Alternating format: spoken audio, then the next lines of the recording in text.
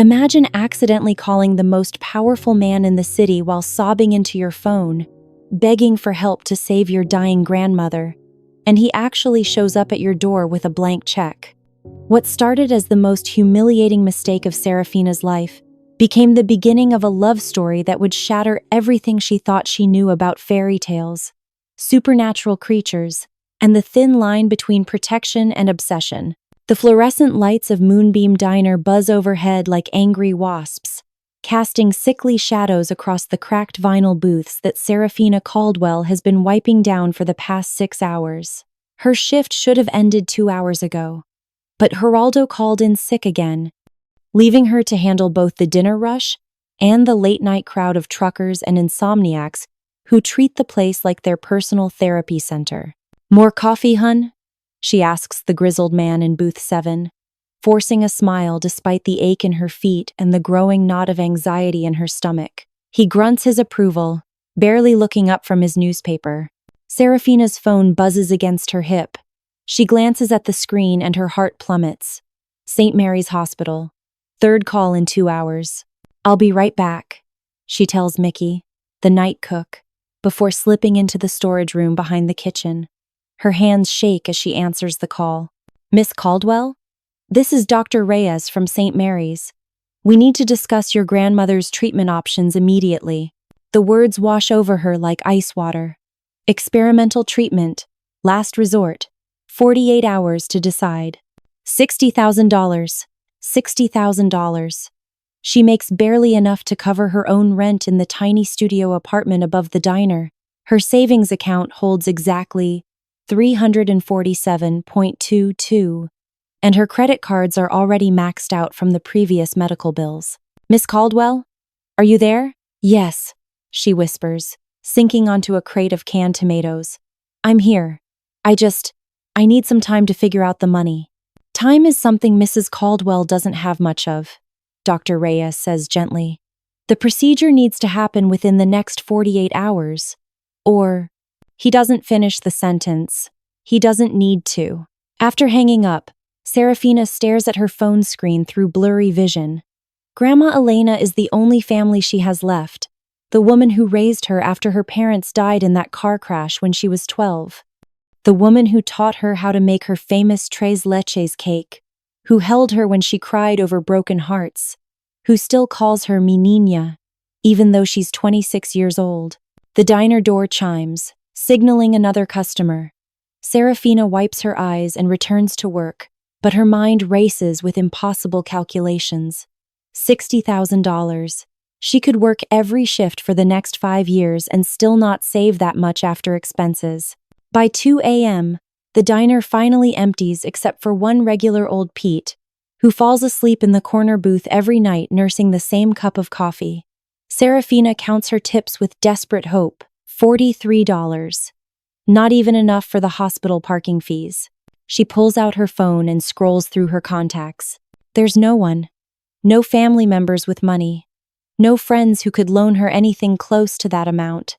Her finger hovers over her best friend Celeste's number, but she already knows what the answer will be. Celeste is a struggling artist who can barely afford ramen noodles. Tears blur her vision as she stares at the phone. This is it. This is how she loses the only person who ever truly loved her. Because she's just a nobody waitress who can't even afford to save her own grandmother's life. The weight of helplessness crashes over her, and suddenly she can't breathe. Her chest tightens, her hands shake, and the phone slips from her grasp, clattering to the floor. Seraphina scrambles to pick up her phone, her vision blurred with tears of frustration and despair. The screen is cracked now, perfect. Another expense she can't afford. Through her panic, she notices the screen has somehow opened to her recent calls. Her finger trembles as she spots a name. Dr. Thorne, consultation. Dr. Matthias Thorne. The physician who'd given her his card 3 months ago when Grandma Elena first collapsed at the grocery store. He'd been kind, reassuring, and had told her to call if she ever needed anything. At the time, she'd thought it was just professional courtesy, but right now, in her desperation, his words echo like a lifeline. "Call if you need anything," she whispers to herself. Anything. Her hands shake as she dials the number, not caring that it's nearly 2:30 a.m. It goes straight to voicemail, but she's too far gone to hang up. Dr. Thorne. This is Seraphina Caldwell, Elena Caldwell's granddaughter. I know it's late, but I'm desperate. The hospital says she needs experimental treatment that costs $60,000, and I don't have it. I don't have anyone else to call, and Her voice breaks completely. I can't lose her. She's all I have left. If there's any way you could help, or know someone who could help, or even just advise me on what to do, I'll do anything. I'll work for free. I'll clean your office. The voicemail beeps, cutting her off. She stares at the phone in horror. Did she really just leave a rambling, sobbing message begging a doctor she barely knows for money? Humiliation washes over her as she realizes what she's done. Dr. Thorne was just being polite when he gave her his card. He probably deals with desperate families every day. Now she's just another pathetic person trying to guilt him into charity. She's about to put the phone away when it rings. The screen shows Dr. Thorne, consultation, and her heart stops. He's calling back. At 2:33 a.m. Hello? She answers, her voice barely a whisper. Seraphina. The voice that answers is deep, commanding, nothing like the gentle bedside manner she remembers from their brief encounter. This voice carries authority that makes her spine straighten instinctively. Where are you right now? What? Your location, where are you? She's thrown off by his directness. I'm at work. Moonbeam Diner on 5th Street. But Dr. Thorne, I'm sorry for calling so late. I was just... Stay there. Don't leave. I'm coming to you. The line goes dead. Seraphina stares at her phone in complete confusion. Coming to her? It's almost 3 a.m. What kind of doctor makes house calls at a diner in the middle of the night? She must have misunderstood something. 20 minutes later, she's just finished wiping down the last table when a sleek black car pulls up outside. Through the large windows, she watches a tall figure in an expensive coat emerge from the driver's seat. Even from a distance, she can tell this man moves with predatory grace, each step deliberate and controlled. The diner door chimes as he enters, and Seraphina's breath catches in her throat. The man standing before her bears little resemblance to the mild-mannered doctor she remembers. Dr. Matthias Thorne is tall, imposing, with dark hair and piercing silver-gray eyes that seem to see straight through her. His jaw is sharp, his presence commanding, and he's wearing a coat that probably costs more than she makes in 6 months. Seraphina, he says, and his voice sends an unexpected shiver down her spine. Dr. Thorne, she manages, suddenly aware of her stained uniform and the fact that she probably smells like coffee and grease. I can't believe you came. Thank you, but I don't understand. He pulls out his phone and shows her the screen. Her heart plummets as she sees the truth displayed in stark black and white. The contact information reads, Matthias Thorne, CEO, Thorne Industries.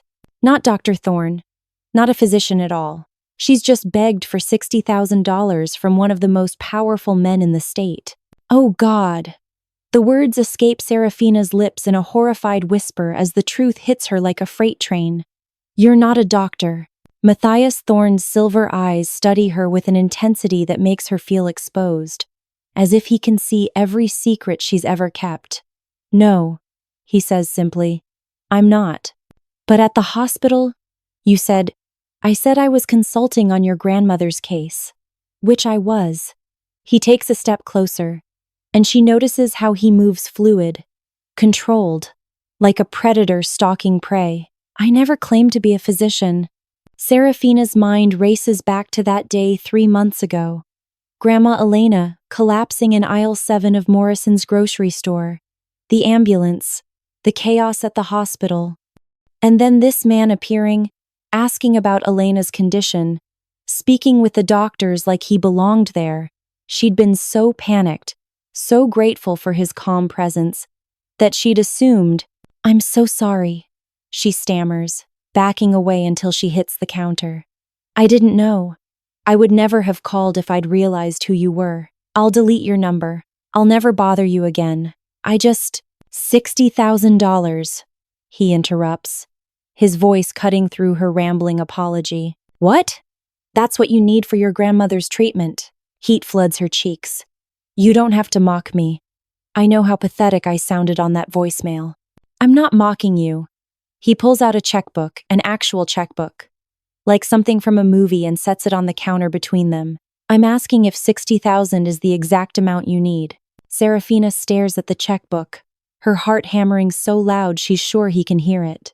Mr. Thorne, I can't accept charity. I called you by mistake, and I know you probably think I'm some kind of scammer or what I think, he says, uncapping an expensive-looking pen, is that you're a granddaughter who loves her grandmother enough to humiliate herself, begging strangers for help at 3 a.m. His eyes meet hers, and something flickers in their depths. That level of devotion is rare. He begins writing, the pen moving with confident strokes across the check. However, I don't give charity.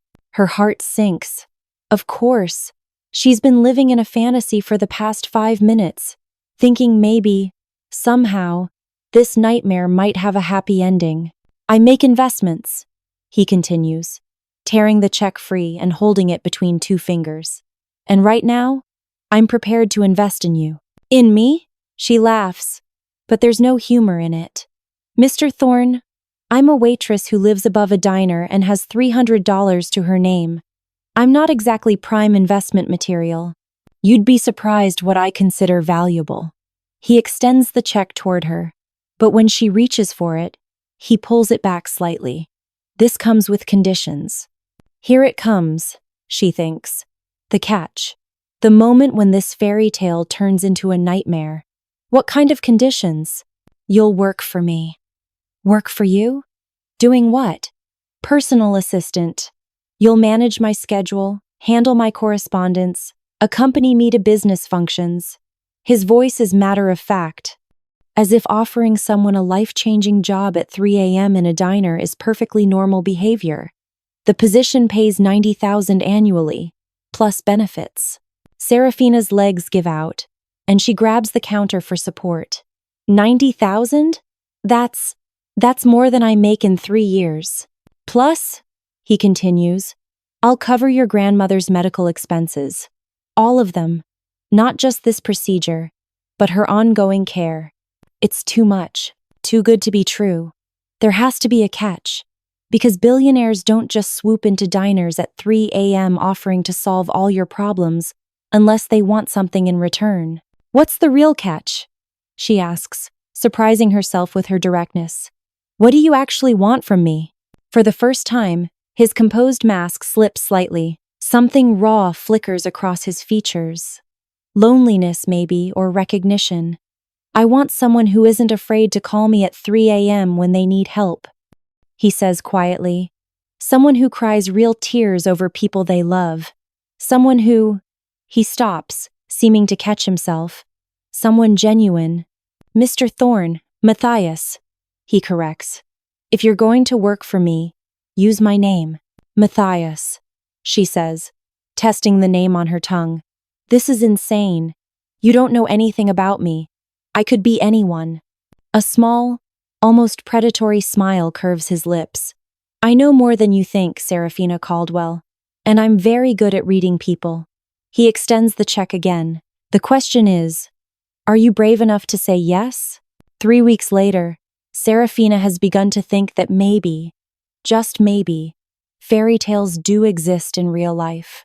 Grandma Elena's surgery was a success. The experimental treatment worked, and she's recovering beautifully in a private room that overlooks the hospital's garden. The relief alone is worth every surreal moment of Seraphina's new existence, and surreal is definitely the word for it. One day she's scraping gum off diner tables. The next she's sitting in a corner office on the 42nd floor of Thorne Tower, learning to manage the schedule of a man who apparently owns half the city. Matthias had been true to his word. The job is real, the pay is real, and so far, he's been nothing but professional. Almost too professional, actually. He treats her with polite courtesy, explains tasks with meticulous detail, and maintains exactly the right amount of distance. It's like he's determined to prove this arrangement is purely business, despite the bizarre circumstances that brought them together. Your 3 p.m. meeting with the Morrison Group has been moved to Thursday, Seraphina informs him as she enters his office with his afternoon coffee. And your sister called. Something about a family dinner on Friday. Cancel the dinner, Matthias says without looking up from his computer. Tell Celeste I have a prior engagement. She seemed pretty insistent. Said something about it being important family business. His fingers pause over the keyboard, and she notices the slight tension that creeps into his shoulders whenever family is mentioned. Did she say anything else? Just that she misses you and wants to see her baby brother. Seraphina sets the coffee on his desk, careful not to let their fingers brush. She's learned that Matthias has very specific boundaries about physical contact. No handshakes, no casual touches, always maintaining space between them. She assumes it's just his personality. Rich, powerful men probably don't like being touched by the help. I'm hardly a baby, he mutters, but there's something almost fond in his tone. How much younger are you than her? 2 years. He finally looks up, and she's struck again by how intense his silver-gray eyes are. But she acts like it's 20. That's what big sisters do. Grandma Elena still treats me like I'm 12. The mention of her grandmother brings a smile to her face. Speaking of which, I was hoping to leave an hour early today to visit her. She's being released tomorrow, and I want to help her get settled. Of course. He nods, then hesitates. How is she adjusting to the new apartment? The new apartment. Another surreal addition to her life. When Matthias learned that Grandma Elena would need ongoing care, he'd quietly arranged for them to move into a spacious 2-bedroom place just blocks from the hospital. It's for convenience, he'd said when Seraphina tried to protest. Easier access to medical care. As if billionaires regularly relocated their employees' grandmothers for convenience. She loves it, Seraphina admits. Though she keeps asking how I can afford it. I've been vague about the details of my new job. Probably wise, Matthias says, returning to his computer. Most people wouldn't understand our arrangement. Their arrangement. It sounds so clinical when he puts it that way. But Seraphina has started to wonder if there's more to it than either of them is admitting. She's caught him watching her sometimes, when he thinks she's not looking.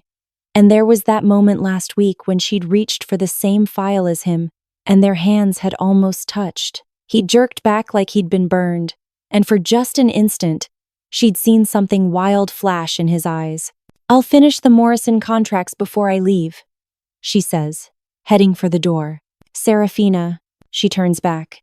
Yes? Be careful walking to your car tonight. There have been some incidents in the area. What kind of incidents? His jaw tightens. Animal attacks. Large animals. The police are investigating. But until they catch whatever's responsible, I'd prefer you didn't go out alone after dark. Animal attacks.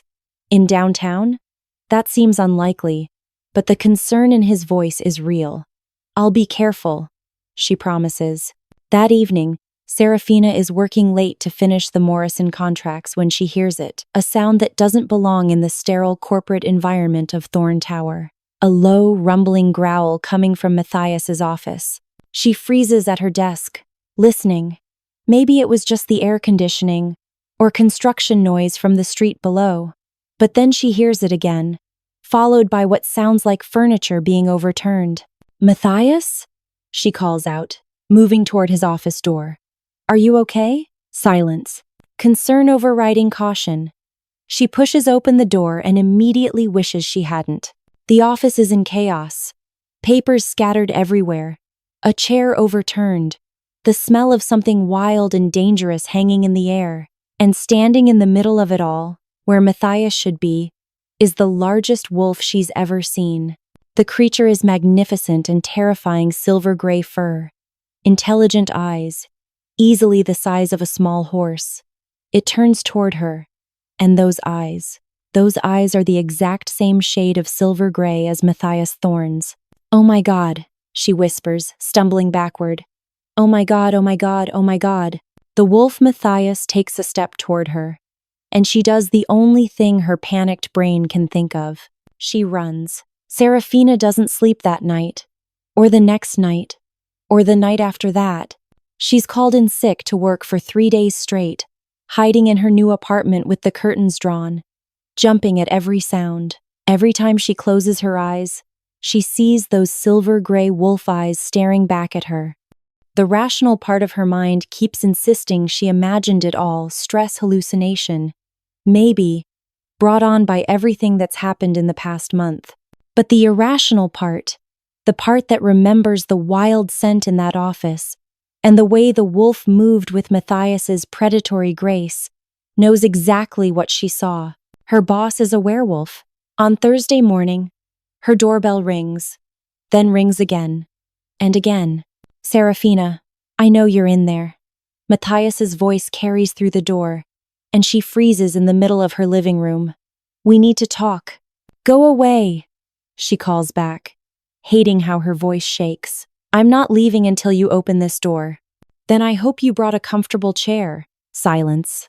Then, unexpectedly, a low chuckle. I forgot how stubborn you are. Despite everything, his amusement coaxes a reluctant smile from her. It fades quickly as reality crashes back. You're a werewolf, Matthias. Yes, the simple admission hits her like a physical blow. Part of her was still hoping for denial, for some rational explanation that would make the world make sense again. Are you going to eat me? She asks, then immediately feels ridiculous for the question. If I wanted to hurt you, I would have done it by now. His voice is gentle, patient. Seraphina, please, let me explain. Against her better judgment, she unlocks the door but keeps the chain latch in place, peering through the narrow gap. Matthias stands in the hallway looking haggard, his usually perfect appearance disheveled. His silver eyes are shadowed with exhaustion and something that might be worry. 5 minutes, she says. Then I'm calling the police. And telling them what? That your boss turns furry once a month? She removes the chain and opens the door fully, stepping back to let him enter. Is that what happens? Once a month? It's more complicated than that. He moves into her living room but doesn't sit, instead pacing like a caged animal. I'm an alpha, Seraphina. I don't just turn into a wolf, I am a wolf just as much as I'm a man. An alpha. She repeats the word, trying to process it. Like, the leader of a pack? Yes. My family, our employees, certain members of the community, they're all part of my pack. It's my responsibility to protect them. He stops pacing and looks directly at her. Including you. Me? Her voice comes out higher than intended. I'm not part of your pack. I'm just your assistant. Something flickers across his features. You became part of my pack the moment I claimed responsibility for your welfare. The moment I paid your grandmother's medical bills and gave you this job. His eyes hold hers. The moment I decided you were mine to protect. The possessive way he says mine sends an unexpected shiver down her spine. So what? I'm like your property now? No.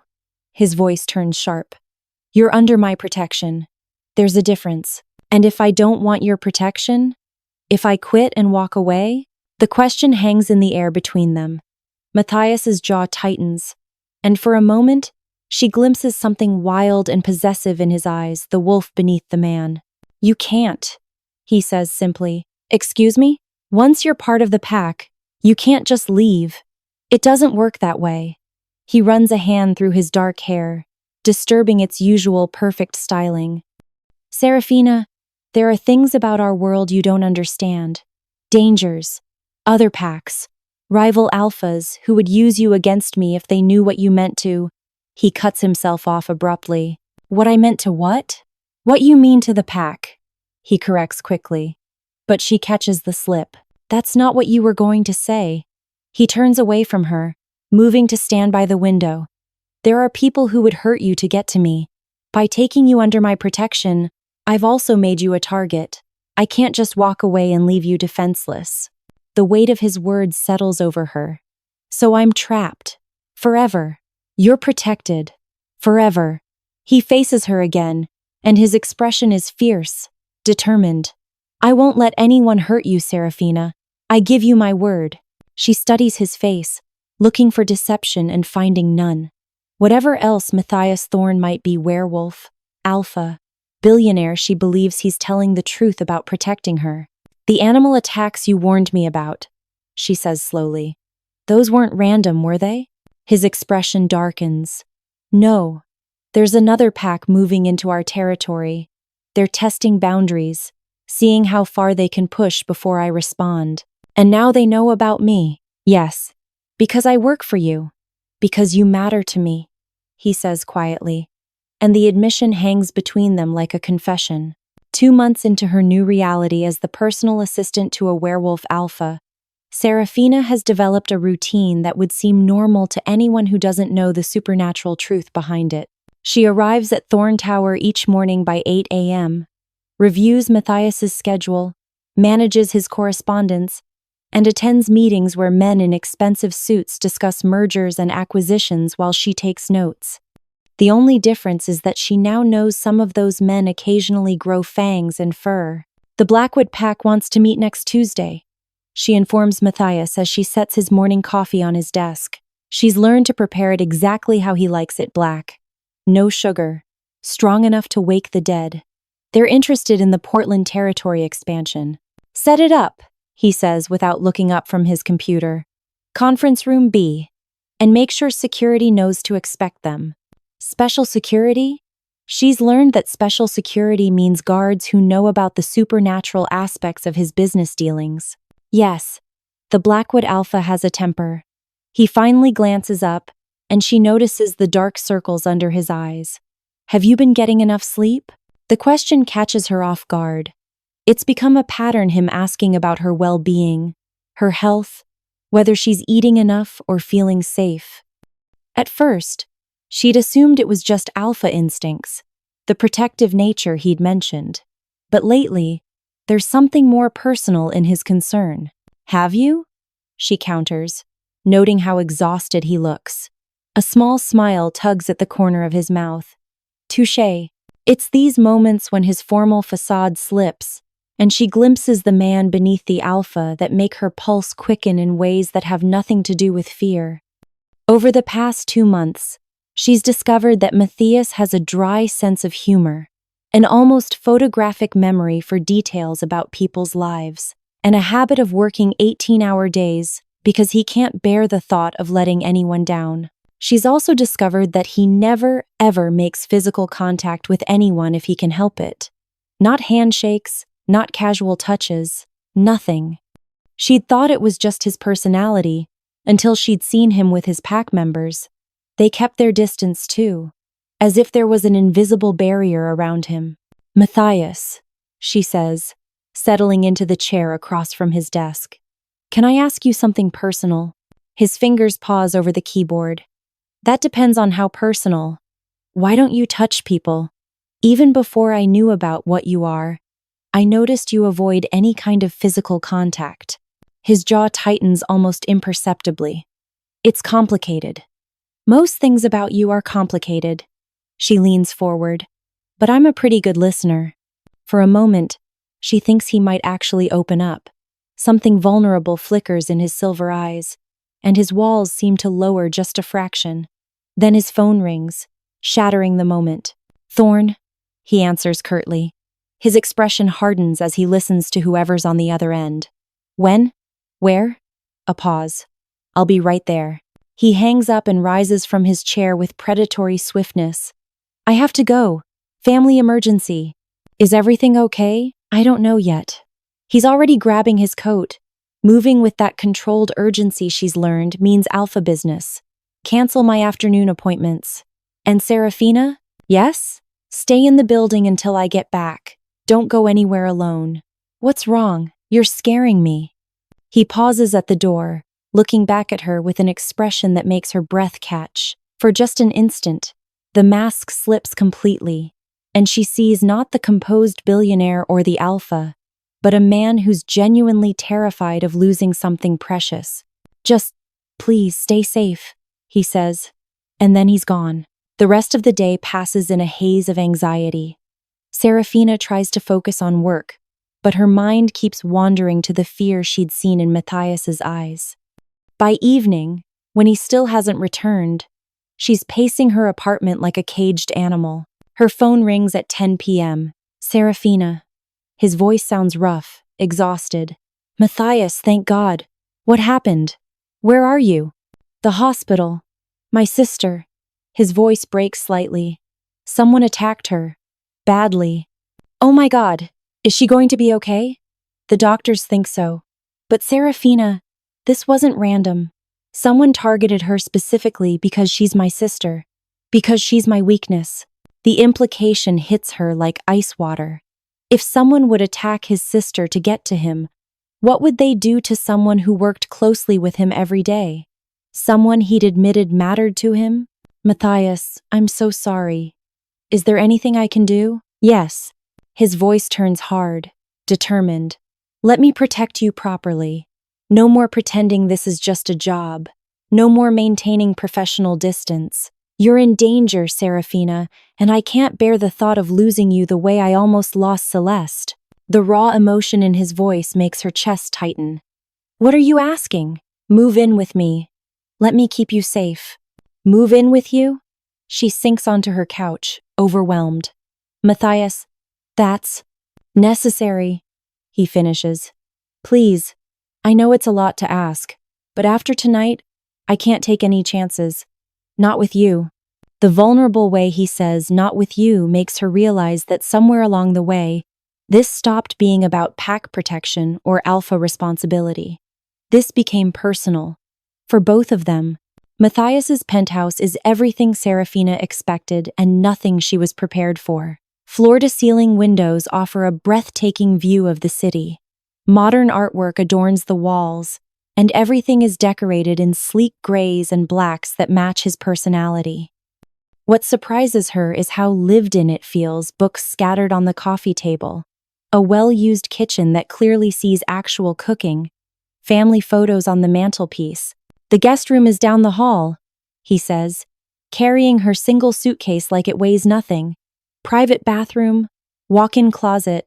Make yourself comfortable. 3 weeks of living together has settled into an unexpectedly comfortable routine. Matthias leaves for his morning runs before dawn. She suspects these are actually wolf runs in the private woods behind the building. She makes breakfast for both of them. They commute to work together. And in the evenings, they often end up on his couch discussing everything from pack politics to Grandma Elena's recovery to Seraphina's secret dream of opening her own restaurant someday. What hasn't changed is his careful maintenance of physical distance. He still never touches her, still tenses if she gets too close, still maintains that invisible barrier between them. The only difference is that now she can see how much effort it costs him. Tonight is different, though. Matthias has been agitated all day, pacing his office, snapping at subordinates, checking his phone obsessively. When they arrive home, he disappears immediately into his study and doesn't emerge for dinner. At midnight, Seraphina is awakened by sounds from the living room furniture moving, something that might be growling. She finds Matthias standing by the windows, still in his work clothes but disheveled, his hands pressed flat against the glass. Matthias? She approaches cautiously. Are you okay? Full moon, he says without turning around. His voice is rougher than usual, strained. It's difficult. Do you need to, change? He laughs, but there's no humor in it. That's the problem. I can't. Not here. Not with you so close. Why not? He turns then, and she gasps. His silver eyes are glowing with an inhuman light. His canine teeth are slightly elongated, and there's something wild and dangerous radiating from him. Because when I'm in wolf form, I lose some of my human control, he explains, his voice a low growl. And right now, my wolf wants nothing more than to claim what it considers mine. The possessive intensity in his gaze makes her knees weak. Claim? You, Seraphina. My wolf has decided you belong to us, and during a full moon, that instinct becomes almost overwhelming. He grips the window frame, his knuckles white. So I fight it. Every month, I fight it. Because I refuse to be the kind of monster who forces. What if I don't want you to fight it? The words slip out before she can stop them, and the effect is immediate. Matthias goes completely still, his glowing eyes locking onto hers with predatory focus. Don't say things like that, he warns, his voice barely human. Why not, if it's what I want? Because you don't understand what you're asking. But he takes a step toward her, then another, and she can see the battle between man and wolf playing out across his features. Then explain it to me. Claiming it's not just physical, Seraphina. It's a bond that can't be broken. Once my wolf claims you, you become mine in every sense of the word. Forever. His eyes search hers desperately, and I become yours. Completely. Is that really what you want? The raw vulnerability in his question breaks something open in her chest. This powerful, controlled man is offering her everything he is, and he's terrified she'll reject him. Matthias, she says softly, taking a step closer. I've been yours since the night you showed up at that diner. I was just waiting for you to realize it. The last of his control snaps. One moment he's standing by the window. The next he's in front of her, his hands cupping her face with trembling fingers. Are you sure? He whispers, his forehead resting against hers. Instead of answering with words, she rises on her tiptoes and kisses him. The effect is electric. Matthias makes a low sound against her mouth, part growl, part surrender, and kisses her back with months of pent-up longing. His hands tangle in her hair, his body pressing her back against the wall, and she can feel the wolf in him demanding more while the man holds back just enough to keep from overwhelming her. When they finally break apart, both breathing hard, his eyes are still glowing, but the wild desperation has been replaced by something warm and possessive and utterly devoted. Mine, he murmurs against her lips, and the word sends heat spiraling through her. Yours, she confirms, and watches his face transform with wonder and relief. But their moment is shattered by the sound of breaking glass from somewhere in the apartment. Matthias immediately shifts, pushing Seraphina behind him as his body goes into protective mode. Stay behind me, he orders, his voice carrying absolute alpha authority. 3 figures in dark clothing emerge from the shadows of the hallway, and Seraphina realizes with a chill that they're not alone. Somehow, someone has gotten past all of Matthias's security measures. Matthias Thorne, the leader says, his voice carrying a slight accent. We meet at last. Victor Kane. Matthias's voice is deadly calm, but she can feel the tension radiating from him. I should have known you'd be too cowardly to face me directly. Oh, but I am facing you directly, along with what belongs to you. Kane's cold gaze fixes on Seraphina, the human who's caused such a stir in supernatural circles. That's when Seraphina realizes this isn't just a confrontation. It's a trap. And she's the bait. What happens next unfolds with terrifying speed. Kane's men move with inhuman swiftness, and Seraphina realizes they're not entirely human either. Matthias shifts partially, his wolf characteristics becoming more pronounced as he prepares to defend her. But Kane holds up a small device that emits a high-pitched whine. Matthias staggers, pressing his hands to his ears, and Seraphina watches in horror as he drops to his knees. Ultrasonic frequency, Kane explains casually. Quite painful for enhanced hearing. We've come prepared, Alpha Thorne. Let her go, Matthias growls through gritted teeth. Your fight is with me. Actually, our fight is with what you represent. The old ways. The idea that humans and our kind should coexist. Kane signals to his men, and before Seraphina can react, they've grabbed her arms. You've made a mistake, Thorne. Getting emotionally involved with a human makes you weak. I'll kill you, Matthias snarls, struggling to rise despite the device's effect. Perhaps. But first, you'll have to choose. Kane's smile is cold, calculating. Save your human pet, or save your sister. Because right now, my associates are paying dear Celeste another visit in that lovely private hospital room. The color drains from Matthias's face. You're bluffing. Kane holds up his phone, and Celeste's terrified voice fills the room. Matthias? They're here. I can't. The call cuts off. 30 minutes, Kane says, checking his watch. You can try to save both, but you'll fail. Choose wisely, Alpha. Your sister, who shares your blood, or the human who shares your bed. The device's whine stops, and Matthias immediately lunges forward. But Kane's men are already dragging Seraphina toward the balcony. She sees something that makes her blood run cold. They have repelling equipment. They're going to take her over the side of the building. Matthias!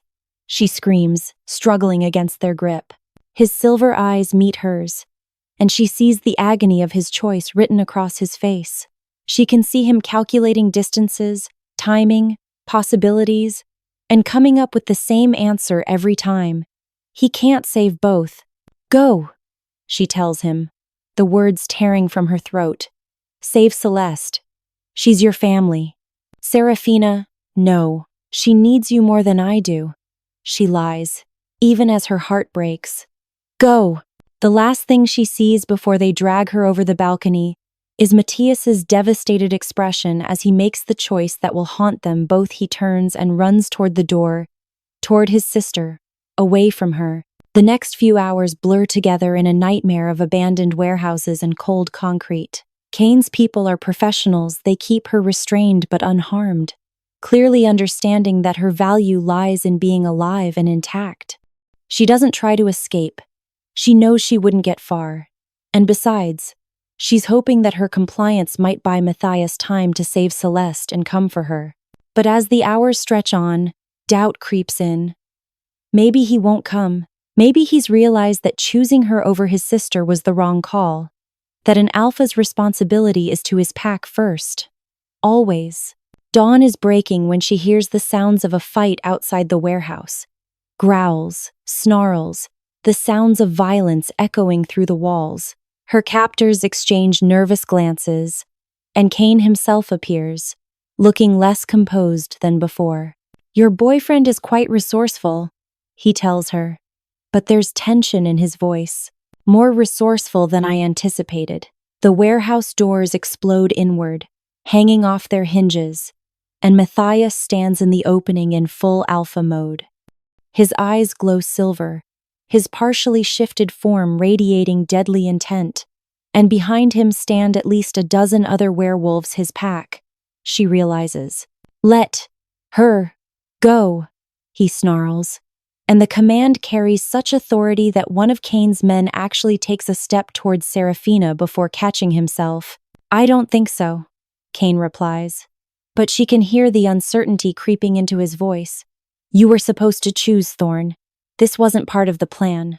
I did choose, Matthias says, his gaze finding hers across the room. I chose both. And anyone who threatens what's mine learns why I'm the alpha of the strongest pack in the state. What follows is brutal and swift.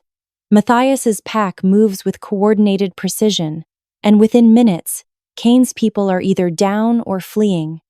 Kane himself tries to use Seraphina as a human shield, but she's learned a few things about being around supernatural predators. She drops to the floor the moment Matthias's eyes flash, giving him a clear path to his target. When it's over, Matthias kneels beside her, his hands shaking as he cuts through her restraints. Are you hurt? His voice is rough with emotion and exhaustion. No, I'm okay.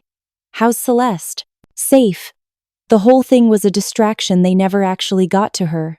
His arms come around her, pulling her against his chest, and she can feel him trembling. I'm so sorry, Seraphina. I should never have left you. You made the right choice, she whispers against his neck. No, I made the only choice I could live with, and that was keeping you both safe. He pulls back to look at her, his silver eyes intense. I can't do this anymore.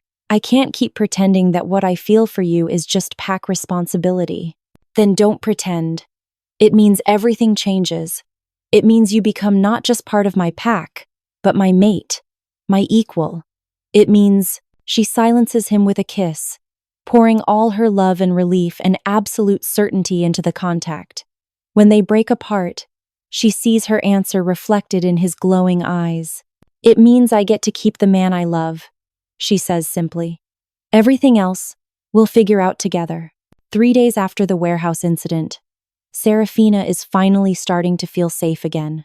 Matthias has tripled security. Kane's remaining associates have been dealt with by pack justice, and life is slowly returning to something resembling normal. She's back at work, back to managing schedules and taking meetings. But now everyone in the supernatural community knows exactly what she means to the alpha of the Thorne pack. What she doesn't expect is Celeste showing up at the office unannounced, looking pale and shaken in a way that has nothing to do with her recent ordeal. "We need to talk," Celeste says without preamble. "About my brother. About things he's never told you." Seraphina glances toward Matthias's office, where he's in a conference call with pack leaders from 3 neighboring territories. "What kind of things?" "The kind that explain why he's never been able to touch anyone without consequences. The kind that explain why our parents are dead." The words hit like ice water. Matthias had mentioned his parents' death in passing a car accident when he was 23, but never with any detail. And he'd certainly never connected it to his aversion to physical contact. "I don't understand." Celeste sits heavily in the chair across from Seraphina's desk. 15 years ago, Matthias wasn't an alpha. I was. I was supposed to inherit the pack from our father when he stepped down. She pauses, her hands twisting in her lap. "But I was young, and I was in love, and I made a terrible mistake." "What kind of mistake?" "I trusted the wrong person. A wolf from a rival pack who claimed he loved me, who said he wanted to unite our territories through our bond." Celeste's voice grows bitter. What he actually wanted was to weaken our pack from within. He manipulated me, used our relationship to gain access to pack secrets, and when he was done with me, she stops, unable to continue. "Celeste, you don't have to." "Yes, I do. Because what happened next is why Matthias can't bear to be touched.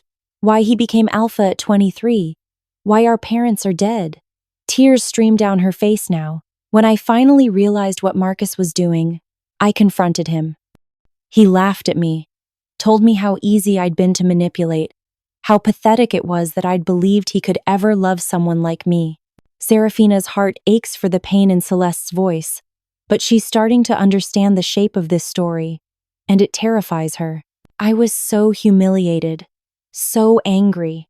I challenged him to a dominance fight, even though I wasn't strong enough, even though I knew I'd lose."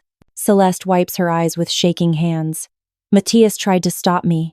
He begged me not to do it, said he'd handle Marcus himself, but I was too proud to listen. So he made a choice." "What choice?" "He took my place in the challenge circle. But there was a condition: if he lost, Marcus would get not just me, but the entire pack. Everything." Celeste meets Seraphina's eyes. "Our parents tried to stop him. They got in the car to drive to the challenge site, to find some way to intervene. They never made it. Marcus had arranged for them to have an accident en route." Horror washes over Seraphina as the pieces fall into place.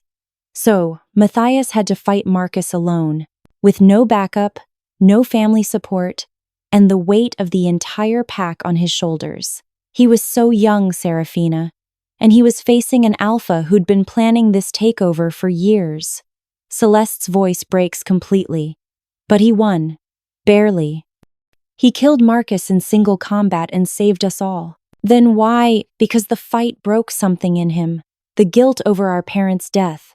The responsibility that was thrust on him. The knowledge that his own sister's stupidity had cost so much." Celeste stands, pacing to the window. "And Marcus had cursed him before he died. A spite curse, meant to ensure that Matthias would never know the kind of love that had made me so vulnerable." Seraphina's blood runs cold. "What kind of curse?"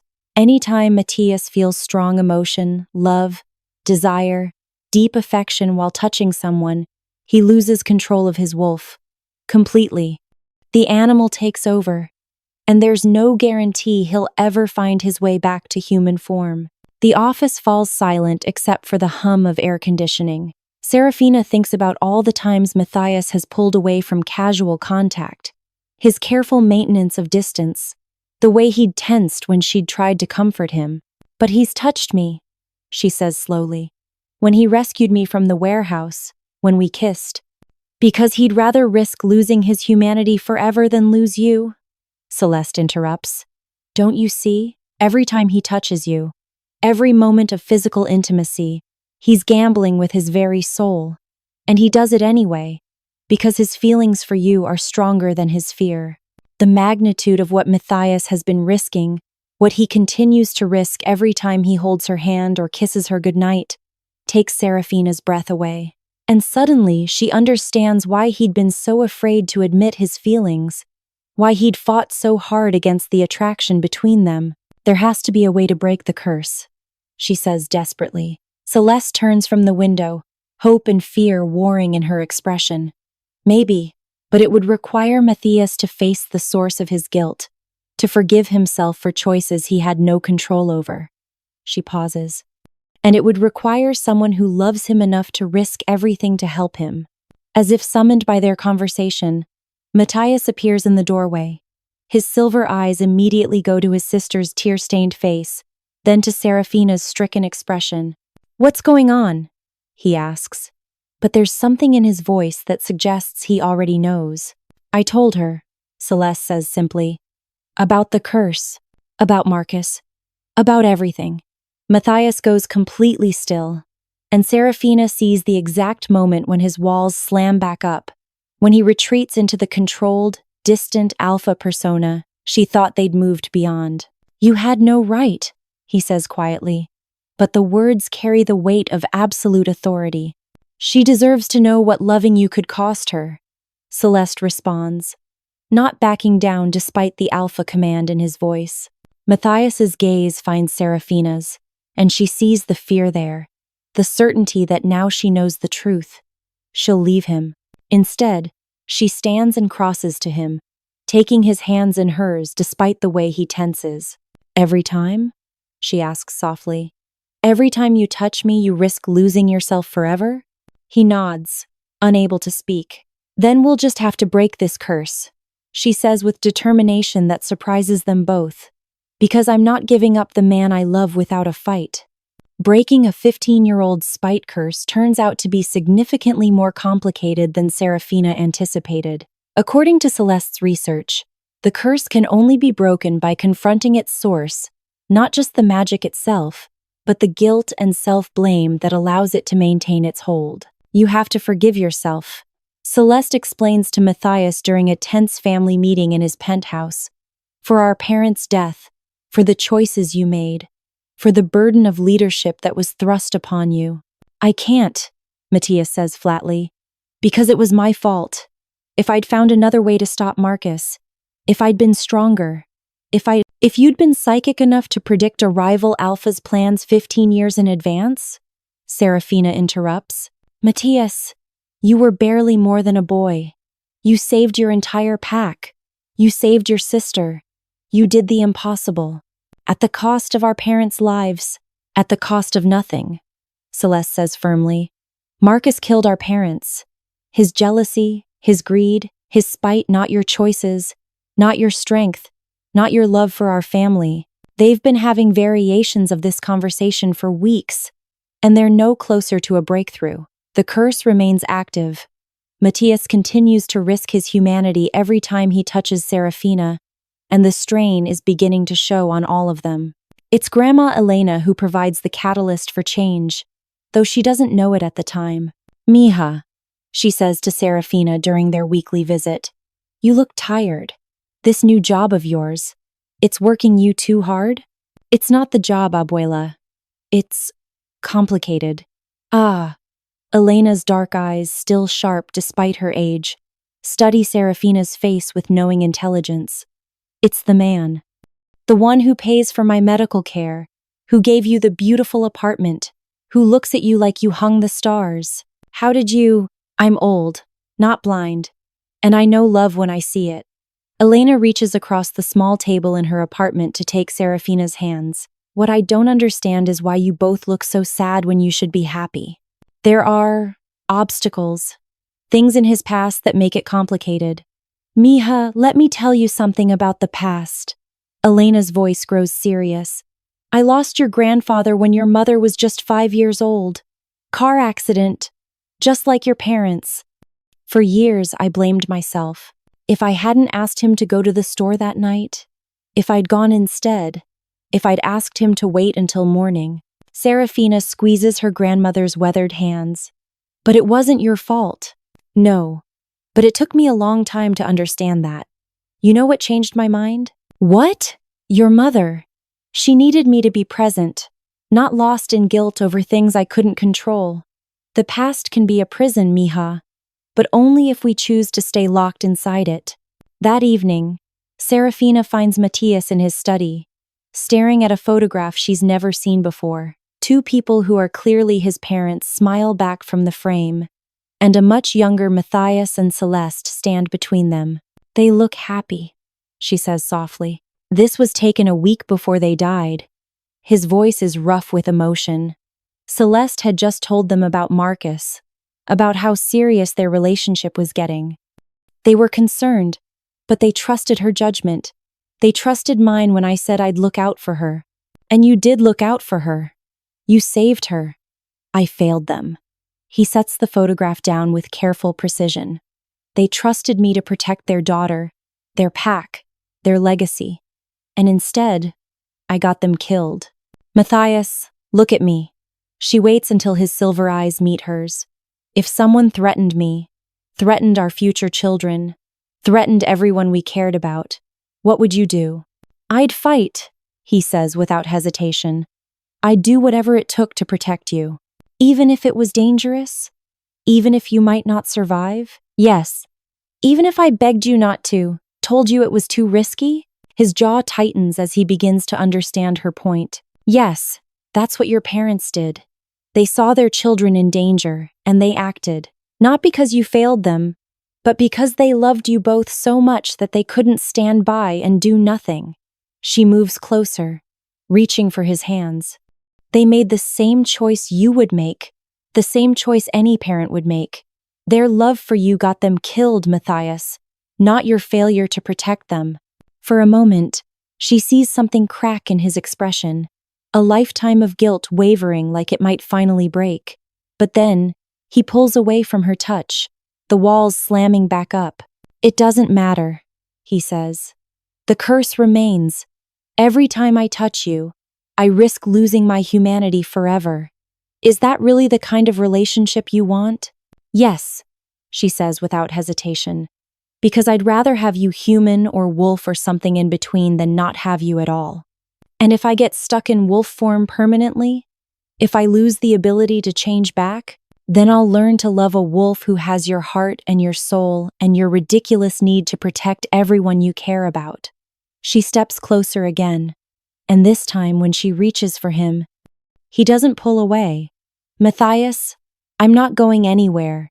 Curse or no curse, risk or no risk, I choose you, all of you. His hands shake as he cups her face. I love you, he whispers, more than my own life, more than my own safety. And that terrifies me. Good, she says, rising on her tiptoes to kiss him. Because the alternative is a world without this. The kiss deepens, becomes desperate, and she can feel the exact moment when his control begins to slip. His silver eyes glow brighter, his canine teeth lengthen slightly, and his grip on her tightens with inhuman strength. But instead of pulling away, instead of fighting the transformation, Matthias makes a choice that changes everything. He lets go. He stops fighting the curse, stops trying to maintain perfect control, and trusts that his love for her is stronger than Marcus's dying spite. The change that comes over him is unlike anything she's witnessed before. Not the violent shift she'd seen in his office, but something fluid and controlled and utterly beautiful. His wolf characteristics become more pronounced, but he remains fundamentally himself. Silver eyes warm with love instead of wild with lost humanity. When he speaks, his voice carries a slight growl, but the words are completely, perfectly human. The curse, he says with wonder. It's different, because you're not fighting it anymore, she realizes. You're not letting guilt and fear control you. He lifts her easily, supernatural strength, allowing him to hold her as if she weighs nothing, and spins her around the study with joy that's purely human and utterly wild all at once. "I love you, Seraphina Caldwell," he declares, his voice carrying the howl of victory. "And nothing, not curses, not the past, not my own fears is ever going to change that again." 6 months later, Seraphina stands in the kitchen of the restaurant she never dared dream she could own, watching the evening prep through the service window. Moonbeam Bistro occupies the ground floor of a renovated brownstone in the Arts District, and in just 3 months since opening, it's become the place to eat in the city. "Order up," calls Miguel, her head chef sliding 2 plates across the pass. "Table 7, the braised short ribs and the seafood risotto." "On it!" Seraphina grabs the plates with practiced ease, muscle memory from her waitressing days, making her movements fluid and confident. The fact that she now owns the restaurant instead of just working in it still feels surreal sometimes. The evening rush is just starting, and she's in her element, greeting customers, managing staff, ensuring every detail meets her exacting standards. This is her domain now, her dream made real through a combination of her own determination and the unwavering support of a certain alpha billionaire. Speaking of which, Matthias appears in the doorway to the private dining room, looking devastatingly handsome in his charcoal suit. He's been entertaining potential investors for a new Pack territory acquisition, but his silver eyes find her immediately across the crowded restaurant. "How's it going?" she asks when she makes her way over to him during a brief lull. "Boring," he admits, his hand finding hers and threading their fingers together. "I'd rather be out here watching you work." The casual touch still sends warmth through her, but it's no longer tinged with fear or the risk of losing control. The curse hasn't disappeared entirely, it's transformed into something manageable, something that adds an edge of wildness to their relationship without threatening to destroy it. Matthias can shift partially when his emotions run high, but he never loses his human consciousness, never forgets who he is or what matters to him. "Mrs. Thorne," Miguel calls from the kitchen, grinning at the title that still makes her heart skip. "Your grandmother's table is asking for you." Mrs. Thorne is technically accurate now, though the wedding ceremony 6 weeks ago was unlike anything she could have imagined. Pack weddings apparently involve a lot more howling and significantly more raw meat than traditional human ceremonies, but the look in Matthias's eyes when she'd said, "I do," made every surreal moment worth it. She finds Grandma Elena holding court at her usual corner table, entertaining Celeste and several Pack members with stories from her youth. Elena has taken to supernatural society with surprising ease, treating werewolves with the same no-nonsense affection she shows everyone else. "Mija," Elena calls, pulling Seraphina down for a kiss on the cheek. "Celeste was just telling us about the new community center. It's going to be beautiful," Celeste says, her eyes bright with enthusiasm. The community center is her project, a place where human and supernatural families can access resources, education, and support. Working on it has given her a sense of purpose she's been missing since stepping back from Pack leadership. "We break ground next month, and the funding came through?" Seraphina asks. "Thanks to my brother's generous donation." "Yes."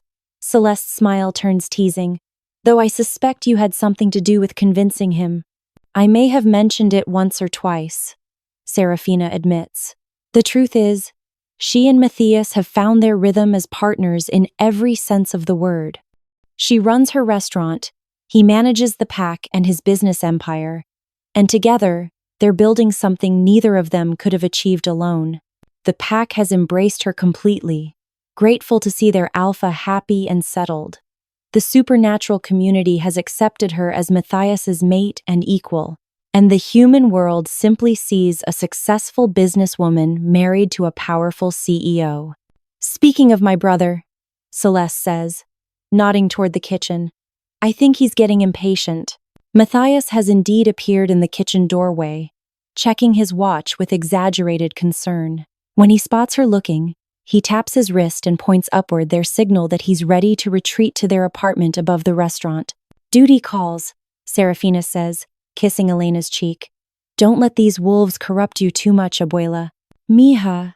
At my age, a little corruption keeps life interesting. Upstairs, their apartment is a perfect blend of both their personalities, modern and sleek, like his penthouse, but warm and lived in, like her old place above the diner. The kitchen always smells like whatever experimental dish she's been working on. There are books everywhere, his business journals mixed with her cookbooks. And the master bedroom has floor-to-ceiling windows that provide the perfect view for moon watching. How did the meeting go? She asks, helping him out of his suit jacket. They agreed to the terms. We'll have access to the Portland territory within the month. He pulls her against him, burying his face in her neck. But I spent the entire time thinking about coming home to you. Sap, she teases. But her arms come around him automatically. You're sap, he corrects, his voice carrying that slight growl that means his wolf is close to the surface. It doesn't frighten her anymore. If anything, it's become a source of comfort, a reminder of how much trust he places in her. Always, she agrees, tilting her head to give him better access to the sensitive spot behind her ear that makes her shiver. They've settled into the couch, Matthias's arms around her as they watch the city lights twinkle below. When she decides to share the news she's been keeping to herself all day. I got a call from that food magazine, she says casually. The one that wants to do a feature on the restaurant. And they want to put us on the cover of their fall issue. The bistro that's redefining fine dining in the city. Matthias sits up, his silver eyes bright with pride. Seraphina, that's incredible. You've built something amazing. We've built something amazing, she corrects. I couldn't have done this without you. You could have, he says seriously. You would have found a way. You're the strongest person I've ever known. Coming from an alpha werewolf who once killed a rival in single combat to protect his pack, the compliment means everything. I love you, she says, the words as natural as breathing. And I love you. More than I ever thought possible. As if to prove his point, he shifts slightly, his wolf characteristics becoming more pronounced as his emotions intensify. His eyes glow silver, his canine teeth lengthen, and his grip on her tightens with supernatural strength. But there's no loss of control, no fear of transformation, just a man who loves her so completely that it brings out the wildness in his soul. So, she says, settling more comfortably against his chest, what's next for the alpha and his mate? Whatever we want, he says, pressing a kiss to the top of her head. The future is ours to write. And looking out at the city that's become their home, surrounded by family both chosen and born, with dreams realized and new adventures awaiting, Seraphina couldn't agree more. What started with a desperate phone call to the wrong number has become the greatest love story she could have imagined. One that proves sometimes the best things in life come from the most unexpected places. After all, who would have thought that a struggling waitress and a cursed alpha billionaire could find their happily ever after? But then again, the best fairy tales have always been the ones that seemed impossible, until love made them real.